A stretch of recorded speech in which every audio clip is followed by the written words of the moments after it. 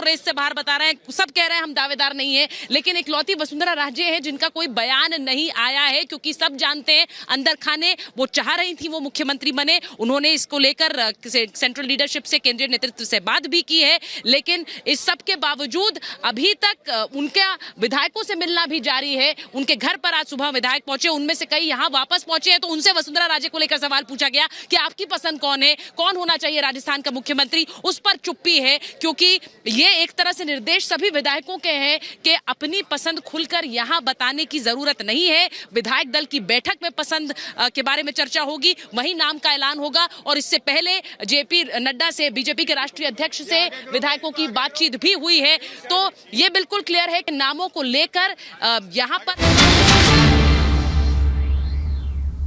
श्री जगदीश देवड़ा जी और श्री राजेंद्र शुक्ल जी को बहुत बहुत बधाई देता हूं, उनका अभिनंदन करता हूं। हमारे वरिष्ठ नेता श्रीमान नरेंद्र सिंह तोमर जी विधानसभा के अध्यक्ष होंगे, उनका भी बहुत बहुत अभिनंदन। मुझे पूरा विश्वास है कि मुख्यमंत्री श्री मोहन यादव जी के नेतृत्व में भारतीय जनता पार्टी की सरकार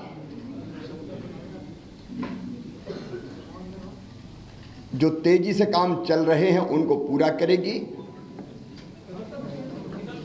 लोक कल्याणकारी योजनाओं को लागू करेगी और प्रगति और विकास की दृष्टि से मध्य प्रदेश नई ऊंचाइयां छुएगा। मैं सदैव उनको सहयोग करता रहूंगा, लेकिन आज मेरे मन में एक संतोष का भाव है। 2003 में उमा जी के नेतृत्व में भारी बहुमत से भारतीय जनता पार्टी की सरकार बनी थी, और उसी सरकार का नेतृत्व मैंने उमा जी तिरंगा यात्रा और तिरंगा वाला जो हमारा उनका प्रकरण था, उसके बाद उन्होंने पद छोड़ा था, और फिर श्रीमान गौर साहब के नेतृत्व में सरकार चली, फिर मैंने सरकार संभाली। उमा जी के नेतृत्व में कार्यकर्ताओं के परिश्रम से वो सरकार बनी थी। 2008 में हम फिर सरकार वापस लेके आ पाए जनता के आशीर्वाद से। 2013 में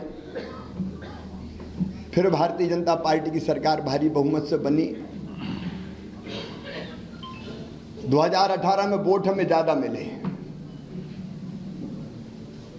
लेकिन सीटों के गणित में हम पिछड़ गए थे, लेकिन बाद में फिर हमने सरकार बनाई। और आज जब मैं यहाँ से विदाई ले रहा हूँ, तो मुझे इस बात का संतोष है कि 2023 में फिर भारी बहुमत से भारतीय जनता पार्टी की सरकार बनी है। और मेरा मन आनंद और संतोष से भरा हुआ है। लाखों कार्यकर्ताओं के परिश्रम से, प्रधानमंत्री जी के आशीर्वाद से, उनकी लोकप्रियता के कारण,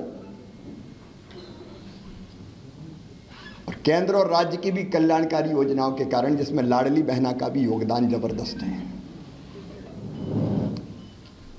ये सरकार बनी। लेकिन मेरे मन में संतोष है कि सरकार, भारी बहुमत वाली सरकार,